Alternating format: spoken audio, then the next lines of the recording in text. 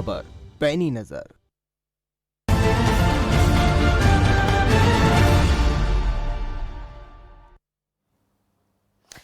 नमस्कार, स्वागत है आपका खबर फास्ट पर। और चुनावगढ़ की सत्ता की लाइव टेली सीरीज में हम आपको दिखा रहे हैं बड़ौदा चुनाव से जुड़ी हर छोटी बड़ी अपडेट। सत्ता के 2020 का टेली सीरीज में हम आपको पल पल का अपडेट दे रहे हैं। आपके साथ मैं हूं कायनात अंसारी। बड़ौदा का मौसम कैसा, क्योंकि फिजा में ठंड बढ़ रही है तो हल्का जो है राजनीतिक गर्मी से लाल हो रहा है। चुनावी मैदान में दिग्गज अपनी साख बचाने के लिए सभी पैंतरों को आजमा रहे हैं। बीजेपी कांग्रेस की सीधी टक्कर मानी जा रही है तो इनेलो ने भी अपना पूरा मैदान तैयार कर लिया है। और ऐसे में स्वर्गीय मशहूर शायर राहत इंदौरी साहब का शेर याद आता है, जो बड़ौदा के चुनावी दंगल में बिल्कुल सटीक बैठ रहा है। खौफ बिखरा है दोनों सिमतों में, खौफ बिखरा है दोनों सिमतों में, तीसरी सिमत का दबाव है क्या?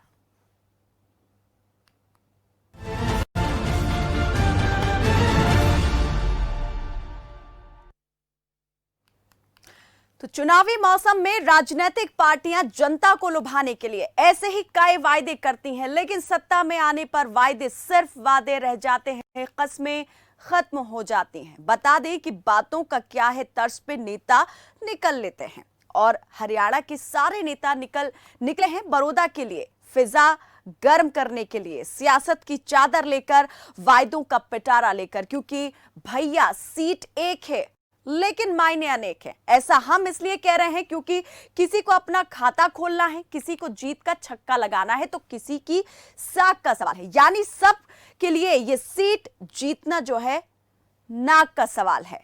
तो इस पर ज्यादा बातचीत के लिए हम सीधा रुख कर लेंगे हमारे सहयोगी अरुण शर्मा का, जो अब से कुछ ही देर में हमारे साथ जुड़ेंगे ग्राउंड जीरो से। वो रिपोर्ट हमें देंगे कि क्या हाल है, क्योंकि आज चुनावी मैदान में बहार होने वाली है। बहार है क्योंकि सीएम आज खुद यहां दौरा करेंगे बड़ौदा के कई गांव का, तो पूर्व सीएम भी जो पहले यहां पर प्रदेश की सत्ता पर काबिज रह चुके हैं, दो पूर्व सीएम आज बड़ौदा की जनता के बीच पहुंचेंगे। चलिए रुक कर लेते हैं सीधे चुनावगढ़ का, जहां से हमारे सहयोगी अरुण शर्मा हमारे साथ लाइव जुड़े हुए हैं। अरुण, आज माहौल बहुत ज्यादा गर्म रहने वाला है। चुनावी सभाओं का शोर बड़ौदा में चारों ओर गूंजता सुनाई देगा। जरा बताएं अभी की तस्वीर क्या है? देखिए कायनात, अभी की तस्वीर मेरे पीछे आप देख रहे होंगे कि भारतीय जनता पार्टी का मंच सजा है। ये गांव है कथूरा, करीब 7000 के आसपास यहाँ पर वोट है, यानी कि एक बड़ा गांव है, एक कद्दावर गांव है जो हार जीत में एक फैसला, निर्णायक भूमिका जो है निभा सकता है। इसीलिए आज मुख्यमंत्री अपनी इस प्रचार यात्रा की शुरुआत इसी गांव से कर रहे हैं। रोहतक से वो निकल चुके हैं, कुछ ही देर में यहाँ पर पहुंचने वाले हैं। उससे पहले बिजली मंत्री रंजीत चौटाला, इसके अलावा तमाम दूसरे सांसद और नेता जिनकी ड्यूटी और जिम्मेदारी यहाँ पर लगी थी, वो सब यहाँ पर पहुंच चुके हैं कायनात। और दूसरा आप देख ही रहे हैं कि अभी लोग भी जो है यहाँ पर पहुंच रहे हैं। और कथूरा गांव का एक जो पॉलिटिकली बैकग्राउंड और पॉलिटिकल पावर है, मैं वो थोड़ा आपको बताऊं तो कपूर सिंह नरवाल इसी गांव से हैं और जो अब कांग्रेस पार्टी के साथ हैं। हालांकि पहले वो बीजेपी में रहे और अब कांग्रेस पार्टी का को सहयोग कर रहे हैं। भूपेंद्र सिंह हुड्डा और दीपेंद्र सिंह हुड्डा उनको मनाने पहुंचे थे, तो उन्होंने निर्दलीय अपना पर्चा जो भरा था वो वापस ले लिया था। इसके अलावा इस गांव के बिल्कुल साथ लगता गांव है रिंढाना, जहां से इंदुराज नरवाल चुनाव लड़ रहे हैं। उसी गांव से वो है, उनका पैतृक गांव है। और एक और चीज मैं बताऊं कि ये गांव जो है कांग्रेस पार्टी का साथ हमेशा से देता आया है और एक मुश्त 50% से ज्यादा जो वोट शेयर है यहाँ से कांग्रेस पार्टी का ही रहता था। तो आप मान सकते हैं कि कितना इंपॉर्टेंट है अपने आप में इस गांव को टारगेट करना। और हालांकि एक एक गांव को टारगेट करके जो है लोग वहां पहुंच रहे हैं, तमाम नेता पहुंच रहे हैं। और मुख्यमंत्री आज इस गांव से अपने कैंपेन की शुरुआत कर रहे हैं और पूरा यहाँ मंच सजा है, लोग पहुंच रहे हैं अलग अलग जगहों से। दूसरी तरफ मैं आपको दिखाऊं कि एक बड़ी दिलचस्प चीज है, नेता जब भी आते हैं तो रास्ते अपने आप बन जाते हैं। और उसी की एक वानगी आप देखिए, मैं कहूंगा अपने सहयोगी से वो दिखाएं। ये जो सड़क आप कायनात देख रहे हैं, ये जिस पर लोग चल के जा रहे हैं और आप देख रहे होंगे तमाम, इस सड़क को रातों रात बना दिया गया। आप समझ सकते हैं, आज मुख्यमंत्री को यहाँ आना था तो यह सड़क जो बरसों से नहीं बनी थी वो रातों रात बन गई, एकदम चकाचक ये सड़क जो है बन गई है। तो लोग ये कहते हैं कि अगर इसी तरीके से नेता आते रहे तो कम से कम उनके रास्ते तो अच्छे हो जाएंगे। बिल्कुल, ये सड़कें तो बहुत उनकी खूब अच्छी हो कहा जाएंगी। अरुण आपने तो एक ये उसी की कि तस्वीर उम्मीद है। यहाँ पर फिर तो लोग बिल्कुल। यही लगाएंगे कि नेताओं के दौरे इसी प्रकार होते रहे तो विकास भी अपने आप यहाँ पर आता रहेगा, सिर्फ बातों में नहीं जमीनी स्तर पर भी विकास दिखाई देगा। अरुण, जैसा अभी आप बता रहे थे कि इस गांव का जो आप देखिए महत्व है, कार्यकर्ताओं में आप जी, जोश देखिए कि किस तरीके से अपना पूरा परिधान जेजेपी और बीजेपी के रंग में। कहां से आप? गांव कथुरा। क्या लगता है आपको कथुरा गांव के लोग इस बार किसका साथ देंगे? बिल्कुल पूरा बीजेपी का है जी। किस आधार पर? आधार पर क्या होता पूरा ये सड़क कब बनी है? ये एक हफ्ता पहले ही बनी है। ये नई सड़क जो बनी हाँ जी, एक हफ्ता पहले। रातों रात मतलब सड़क बन गई, नेता आते हैं तो, है ना? अगर यहाँ नहीं आते मुख्यमंत्री तो नहीं बनती। नहीं बनती, बिल्कुल भी नहीं बनती। तो मुख्यमंत्री आए तो इसलिए बन गई है ना? इसलिए बनी। अच्छा, आप पूरा प्रचार करते हैं, हर जगह जाते हैं आप? नहीं, आज से ही शुरुआत किया है जी। तो जहाँ पे भी आप भारतीय जनता पार्टी के प्रोग्राम होंगे आप वहाँ जाएंगे ऐसे ही? बिल्कुल जाएंगे ऐसे ही। देखिए आप कि किस तरीके का जोश है लोगों में। अरुण यहाँ पर यहाँ जरूर ये मैं कहूंगी कि जैसे इन्होंने कहा कि पहले अगर मुख्यमंत्री नहीं आते तो सड़क नहीं बनती, यानी कि बीजेपी ने ये ट्रेलर दिखा दिया है कि अगर बीजेपी उम्मीदवार जीतेगा तो विकास भी आएगा साथ में। सड़क आ गई है, मुख्यमंत्री क्योंकि आ रहे हैं और मतदान की अपील करेंगे यहाँ पर अपने उम्मीदवार के पक्ष में। तो आज लगता है कि ये फिल्म यहाँ पर बड़ौदा की जनता देखना चाहेगी इस विकास की। बिल्कुल, देखिए कायनात, आज का दिन जो है इतना महत्वपूर्ण है राजनीति के और बड़ौदा के चुनाव को के लिहाज से। जैसा हम सुबह भी बात कर रहे थे, दो पूर्व मुख्यमंत्री और एक मौजूदा मुख्यमंत्री, तीनों ही मैदान में हैं। एक दूसरे के खिलाफ बयानबाजियां तो होंगी ही होंगी मंचों से, और अपने कैंडिडेट को जिताने के लिए तमाम वायदे भी होंगे और तमाम तस्वीर भविष्य की दिखाई जाएंगी कि जीतने के बाद हम क्या और किस तरीके से करेंगे।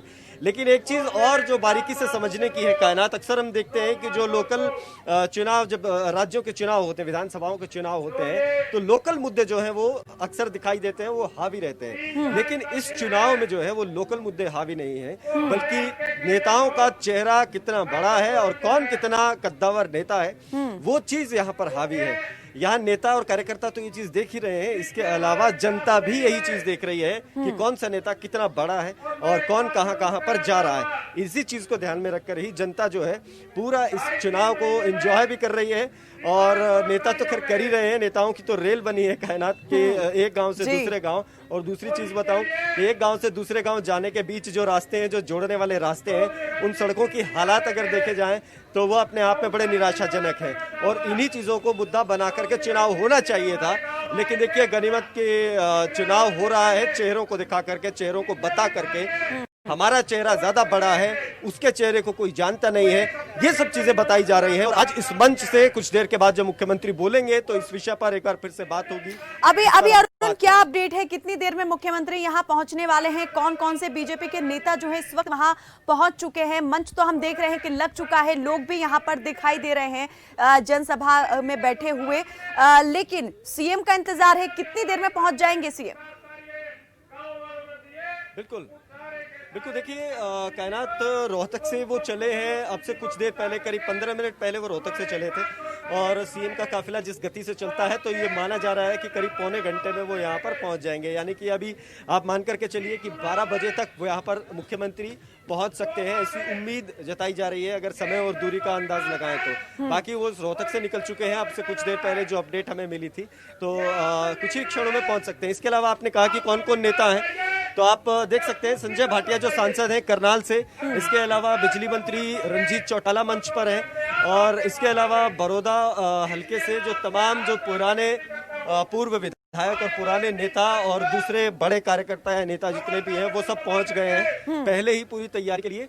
और उससे पहले कि मुख्यमंत्री यहां पर आए, सभी नेता यहां पहुंचकर पूरे माहौल को जांच लेना और पूरी रिपोर्ट को मुख्यमंत्री तक पहुंचा देना, इस प्रयास में वो है ताकि सारी रिपोर्ट पहले मुख्यमंत्री तक पहुंच जाए और लोग यहां पर भारी संख्या में आ जाएं, तब मुख्यमंत्री यहां पर पहुंचे। तो इसीलिए आप देख रहे हैं कि मंच पर मैं आपको दिखाऊं तो बिजली मंत्री रंजीत चौटाला जो है वो पहुंच चुके हैं यहाँ पर, और इसके अलावा संजय भाटिया जो है वो पहुंच चुके हैं, क्योंकि वो पूरा इस चुनाव कैंपेन की जो बागडोर है उन्होंने अपने हाथ में ली हुई है।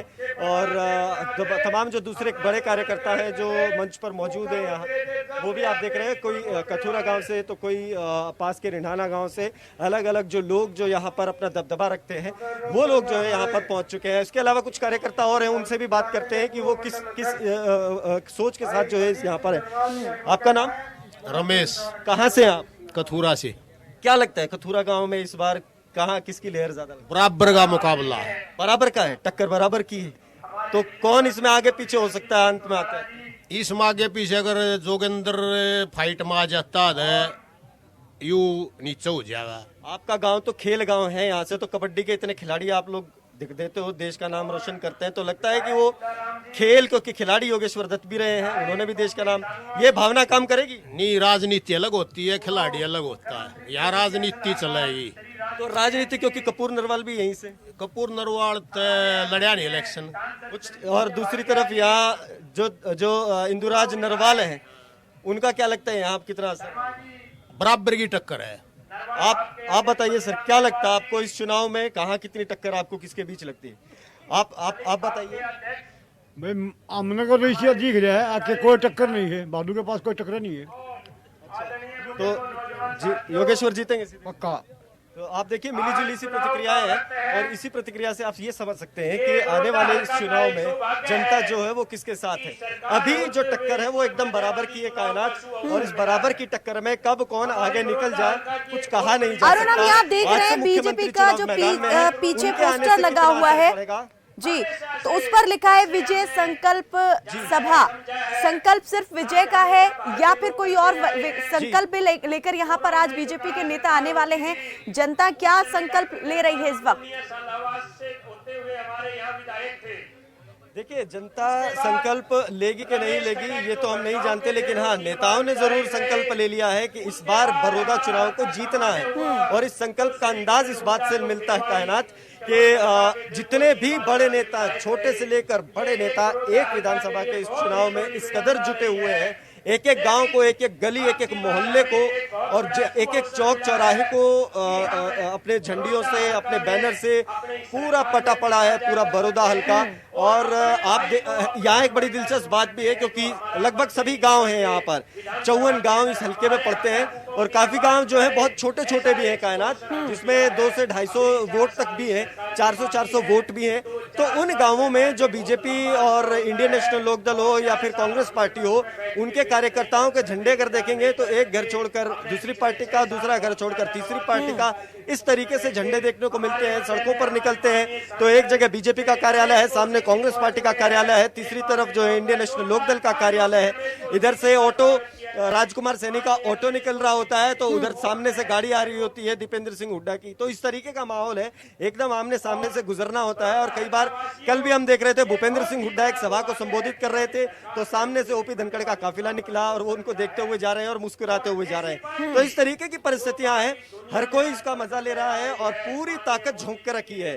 कोई भी ऐसी गली नहीं छोड़ रहे हैं जहां पर पार्टी के कार्यकर्ता ना पहुंचे, कोई ऐसा घर नहीं, कोई ऐसा व्यक्ति या कोई ऐसा वोटर नहीं जहां भारतीय जनता पार्टी हो या कांग्रेस पार्टी हो या इंडियन नेशनल लोकदल हो, उनके कार्यकर्ता ना पहुंच रहे हो। पूरी कोशिश है एक एक वोटर को लुभाने की, लेकिन बड़ौदा का वोटर जो है वो बड़ा पॉलिटिकल है। बड़ौदा का वोटर जो है वो बड़े पॉलिटिकल थॉट्स रखता है, उसको अपने जो लोकल इश्यूज हैं, जो समस्याएं हैं बिजली पानी की, उससे ऊपर वो पॉलिटिकल व्यूज को मानता है और अपने पॉलिटिकल व्यूज को वो बड़ी मजबूती से रखता है।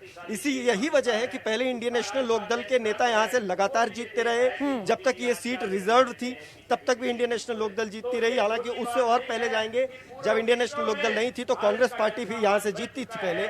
उसके बाद 2009 के बाद से लगातार कांग्रेस पार्टी जीत रही है।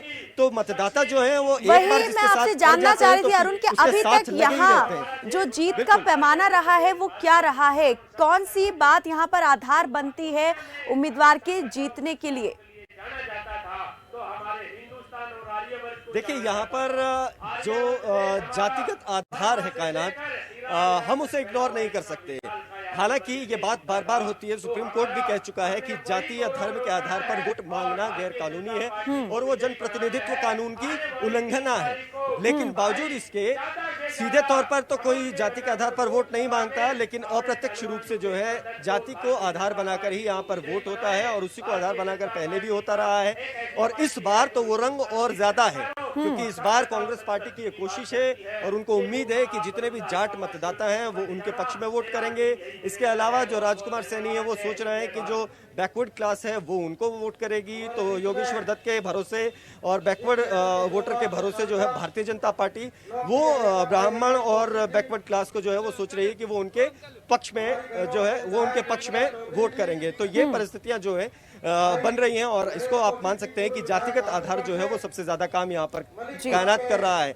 लोकल बात रही, जैसे मैं बार बार ये बात कह रहा हूँ कि मसलों की, तो हम जिस भी व्यक्ति से बात करते हैं, जिस भी वोटर से बात करते हैं, एक बड़ा ही यहाँ पर मुद्दे को लेकर के जो अगर पार्टियों की बात कर ले, कांग्रेस की बात कर ले या इनेलो की बात कर ले, वो किसानों के मुद्दे को बहुत ज्यादा हाईलाइट कर रहे हैं। उनका मानना है कि अभी मौजूदा वक्त में जो किसान आंदोलन है उसका बहुत ज्यादा प्रभाव यहाँ रहने वाला है। किसानों की नाराजगी का सीधा नुकसान यहाँ बीजेपी को होगा। क्या आप देख रहे हैं कि इस चुनाव में ये मुद्दा जो है वो बड़ा दिख रहा है? बिल्कुल कायनात, आपने बिल्कुल सही कहा। आप देखिए, इंडियन नेशनल लोकदल और कांग्रेस पार्टी, ये दोनों पार्टियां किसानों के मुद्दे को और 3 कृषि बिलों को बार बार मसला बना रहे हैं अपनी हर सभा में। धान की फसल की जो खरीद हो रही है, क्योंकि देखिए ये समय बड़ा दिलचस्प है। अभी इस वक्त किसान अपने खेत से धान की फसल काट रहा है, तो राजनेता जो है वो लोगों के बीच जाकर अपनी वोट की फसल काट रहे हैं। अब इस पूरे बिल्कुल, और इसी मौके पर जब किसान ये देखता है कि 3 बिलों पर बात हो रही है लगातार, और पिपली में जो कांड हुआ था उसका भी जब जिक्र करता है किसान, तो ये बात समझ में आती है कि किसान इन चीजों को भूला नहीं है और इग्नोर नहीं कर रहा है। हालांकि बीजेपी से जब भी ये सवाल पूछा जाता है तो वो ये कहते हैं कि ये कांग्रेस पार्टी और विपक्षी दल के जो लोग हैं वो इस बात को फैला रहे हैं। किसान इस बात को का विरोध नहीं करता। इन कानूनों से जो विकास होना है, जो गति मिलेगी विकास की, वहां पर ही किसान जो है वो ध्यान देता है। कांग्रेस पार्टी के लोग विरोध कर रहे हैं, लेकिन दूसरी तरफ कांग्रेस पार्टी को और इंडियन नेशनल लोकदल को, उनके अगर बयानों को समझा जाए तो उससे साफ है कि उनको उम्मीद है कि इन 3 कृषि बिलों के भरोसे किसान का विरोध वो बढ़ा पाएंगे और यहाँ पर बीजेपी को नुकसान पहुंचाएंगे। वो अपने हर भाषण में यही बात कहते हैं। खुद इंदुराज नरवाल अपनी सभाओं में ये कहते हैं कि भूपेंद्र सिंह हुड्डा ने किसान के बेटे को, एक गरीब के बेटे को टिकट दिया है और आपकी फसल जो है उसके दाम आपको नहीं मिल रहे हैं, और ऊपर से 3 कृषि कानून जो है इन्होंने बना दिए हैं। तो इस बात का जिक्र वो अपनी हर सभा में करते हैं। दूसरी तरफ आप बीजेपी को अगर उनके प्रेस कॉन्फ्रेंस या बयानों को सुनेंगे, उसमें वो खुद से इस बात का जिक्र नहीं करते। हालांकि पत्रकार जब प्रेस वार्ता के दौरान उनसे सवाल पूछते हैं तो इसका जिक्र वो करते हैं और जवाब देते हैं। फिर वही जवाब आता है कि ये कांग्रेस पार्टी के लोग हैं जो अपनी हताशा में किसान का नाम लेकर, किसान की आड़ लेकर इनका विरोध कर रहे हैं। तो ये परिस्थितियां जो है कायनात है।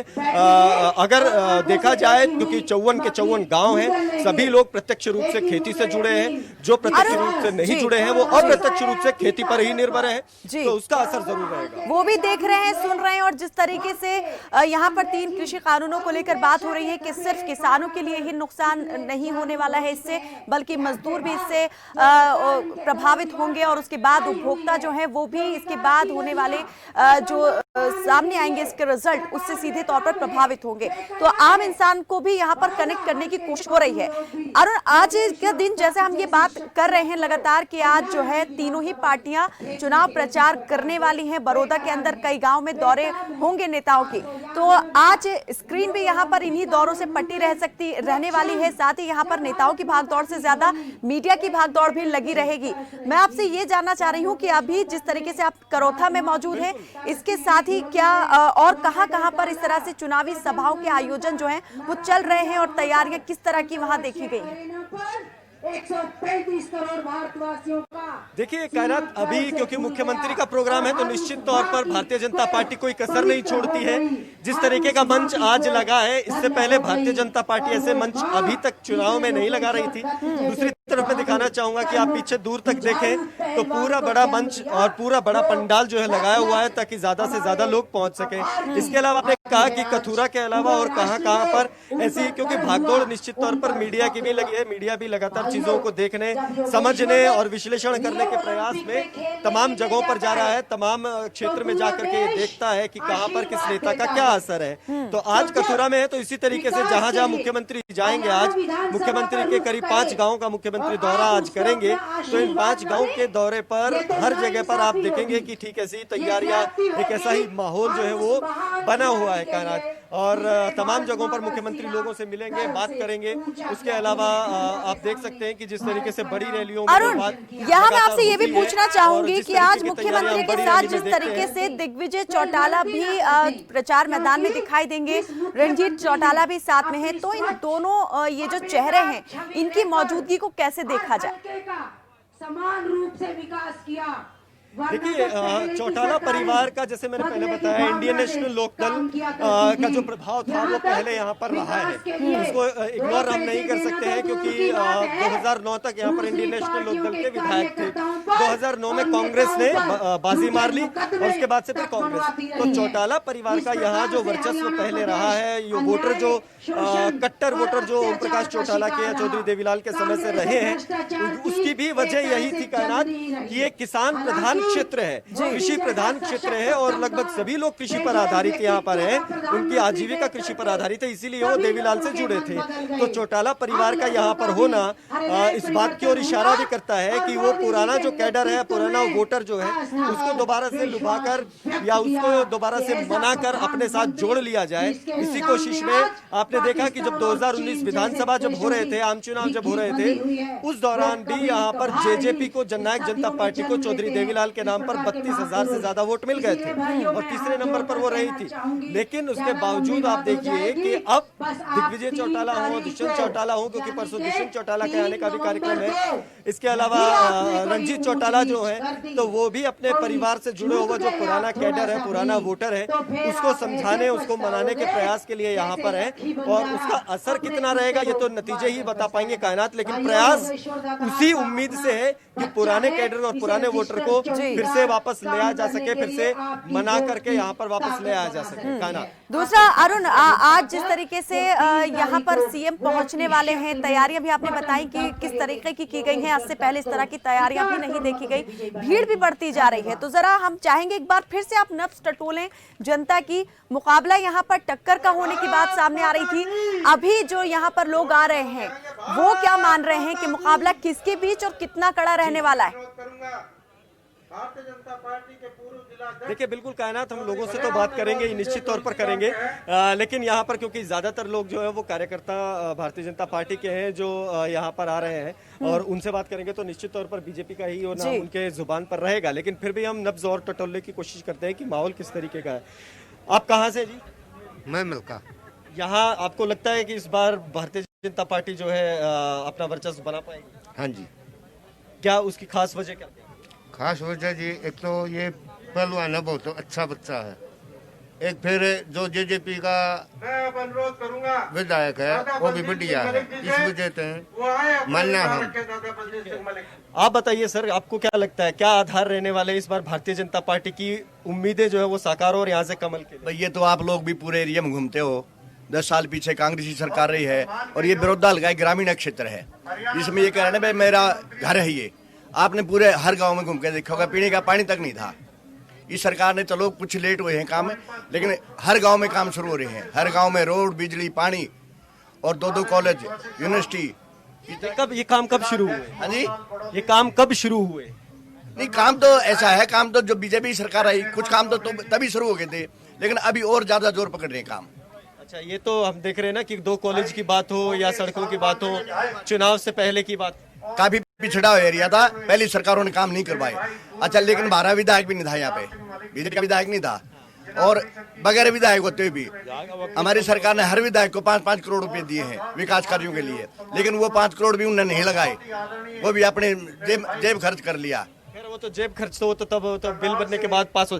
मुझे एक बात बताइए कि आपको यहाँ पर ये उम्मीद किस और आधार क्या है आपकी उम्मीद का, क्योंकि यहाँ से कांग्रेस पार्टी 2014 मोदी लहर के बाद भी जीत गई थी और 2019 में मनोहर लहर कही जा रही थी, उसके बावजूद भी कांग्रेस जीती। तो अब किस वजह से साहब लोगों ने वो देख लिया है, लोगों को भाईचारा बिगाड़ के भाईचारे के हिसाब से भाई मैं धारा आप मारे उस हिसाब है, लेकिन लोग जागरूक हो गए, लोग भी विकास की तरफ घूम रहे हैं। नौकरियों में कोई भेदभाव नहीं करा है, लोग हर गांव में 5, 10, 20 बालक लगे हैं, कहीं भी आप घूम के देखो ऐसे गरीब बच्चे लगे हैं जिनका कोई मतलब उनके पास किराया भी नहीं था।